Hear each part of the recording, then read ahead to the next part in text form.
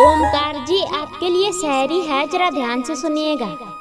हम तो तेरी जिंदगी की पहचान बन जाएंगे। ओमकार जी हम तो तेरी जिंदगी की पहचान बन जाएंगे। हम तो तेरे लबों की मुस्कान बन जाएंगे। जो हो तेरी जिंदगी में किसी मुश्किल से सामना, हम तो तेरा आसमान बन जाएंगे।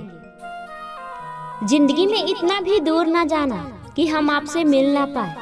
ओमकार जी जिंदगी में इतना भी दूर ना जाना कि हम आपसे मिल ना पाए।